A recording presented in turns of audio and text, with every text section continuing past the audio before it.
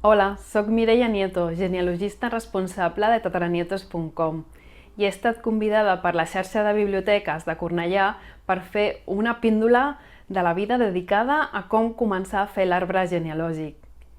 Em consta que moltes persones tenen curiositat pels seus orígens, però pensen, això de fer l'arbre genealògic ha de ser molt difícil. I no us enganyaré, no és una tasca facilíssima que es faci en unes hores o en uns dies.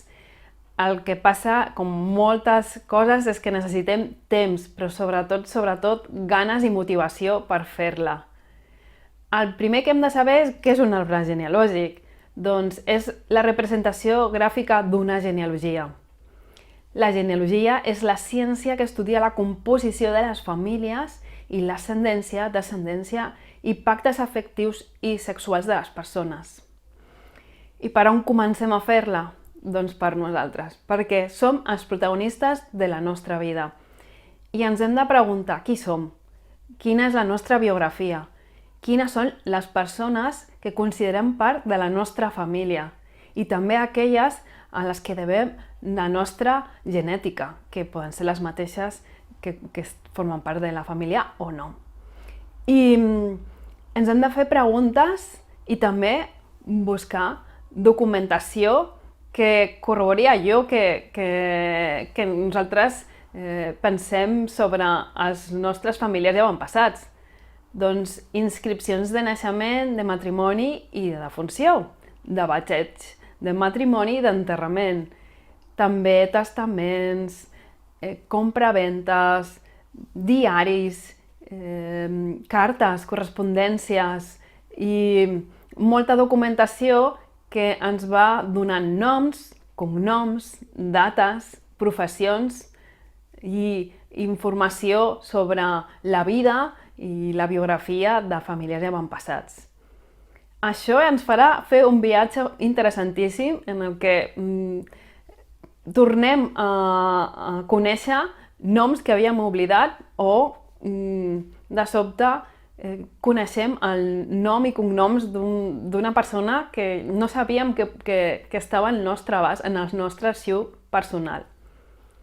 El següent pas consisteix en fer les mateixes preguntes als nostres familiars i amics de la família, pares, avis, tiets, cosins, cosins dels nostres pares, cosins dels nostres avis, persones amb les que tenim contacte sovint, ocasional o ja l'hem perdut, i fer les preguntes qui ets tu, qui és la teva família, quines són les persones a les que deus la teva genètica, doncs el que aconsegueix és reconnectar-nos amb persones properes o amb persones amb les que tenim un vincle que és molt llunyà i que pot fer que tornem a sentir que formen part de la nostra vida. I tot allò que ens expliqui la nostra família sobre persones vives o persones que ja van morir ens farà fer que les coneixem molt millor. Anècdotes, fotos, no ens oblidem de les fotografies, que són documents i en les que és més fàcil empatitzar amb aquelles persones que veiem que tenen una cara i uns ulls. També cintes de vídeo i de DVD són importants de tornar a mirar. I tota aquesta documentació i aquestes xerrades ens serviran per enfortir vincles, per connectar amb aquestes persones i això, per conèixer millor doncs, a qui devem el nostre físic i també la nostra mentalitat i altres aspectes de la nostra personalitat i patrimoni també. Una vegada hem parlat amb totes les persones que ens sembla que ens poden ajudar a la recerca genealògica, és el moment d'apropar-nos als arxius. A vegades ens dona una mica de por o de respecte acostar-nos-hi, però som ciutadans i tenim el dret d'accés als arxius i als registres. Hi ha normes i hi ha lleis que protegeixen dades, però també tenim drets d'accés a aquestes dades que hem de conèixer doncs, per saber que el registre civil, per exemple, és públic i gratuït i que podem demanar certificats de naixement, de matrimoni i de defunció si sabem quan i on va néixer, morir o casar-se una persona i que hem de sol·licitar al municipi corresponent, al jutjat de pau o a l'Ajuntament. I també hem d'aconseguir aquestes partides de bateig, de matrimoni i defunció a les parròquies o als arxius diocesans i que hem de connectar naixements amb batejos, matrimoni, inscripcions de matrimoni civil, matrimoni eclesiàstics i enterraments amb defuncions, perquè encara que sembli que seran iguals, hi ha informació complementària. I és que la genealogia com a ciència té un mètode que diu que quan més testimonis recaptem sobre un mateix aconteixement, doncs la informació serà més completa i més creïble. Així que apropem-nos als arxius i als registres. També fem cerques en hemeroteques que poden estar als arxius municipals o també en arxius propis. A internet també hi ha hemeroteques com la de l'ABC, La Vanguardia, i posem noms i cognoms en els cercadors i esperem a tenir sort de que hi hagi notícies importants o anècdotes sobre la vida d'un familiar o d'un avantpassat que ens sorprenguin.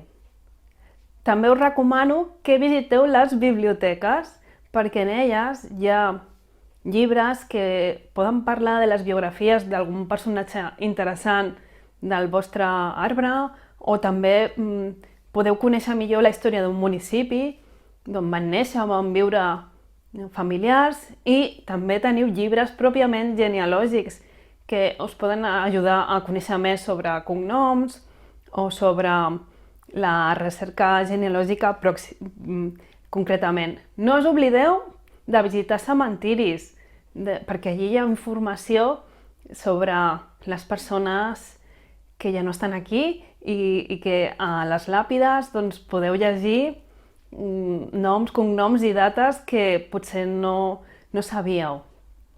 Busqueu també a internet. Google potser us sembla una cosa molt òbvia, però heu provat de buscar noms i cognoms de famílies a veure què passa? Us heu buscat a vosaltres mateixos? Us podeu sorprendre de què apareix. Potser és una referència a una web genealògica o una base de dades i no sabeu mai a priori què pot passar si poseu uns cognoms i un nom i heu de fer-ho perquè potser no trobeu res, però a vegades us porteu una sorpresa ben grossa quan simplement feu un Google. Hi ha pàgines genealògiques pròpiament com Family Search que us recomano visitar, però a internet el que hi ha és pàgines d'arxius i municipals, comarcals, provincials, estatals, que podeu visitar i conèixer els seus inventaris i fins i tot hi ha documentació digitalitzada o en forma de base de dades i que a poc convé anar mirant aquestes pàgines d'arxius que no sabeu, com ho deia abans, que podeu arribar a conèixer per avançat. Per últim, uns consells. No tingueu pressa. La genealogia és una ciència que requereix de molta paciència. És qüestió, com us deia abans, de temps, de dedicar-hi estones. No cal que sigueu com jo i dediqueu la vostra vida a la genealogia. Podeu guardar unes quantes hores a la setmana o al mes per fer entrevistes, per demanar documentació, per visitar arxius, i això el que passarà és que segurament us enganxarà molt, com a mi em va passar en el seu moment i com em passa perquè la genealogia és fascinant i sobretot és una eina molt transversal. T'ajuda a saber una mica de tot, d'història, psicologia, de dret, d'antropologia, de sociologia. Així que jo us animo a tothom a que comenceu aquest arbre genealògic per vosaltres, esclar, i que feu que aquest arbre creixi ben fort, ben sa, i que això us ajudi a conèixer-vos millor. L'arbre genealògic és com un ésser viu, per això jo dic que la genealogia està viva i que el que fa és que tothom pugui reconnectar-se gràcies a endinsar-se en aquest viatge al passat sense DeLorean. Molta sort, molta paciència i que feu aquests arbres créixer molt.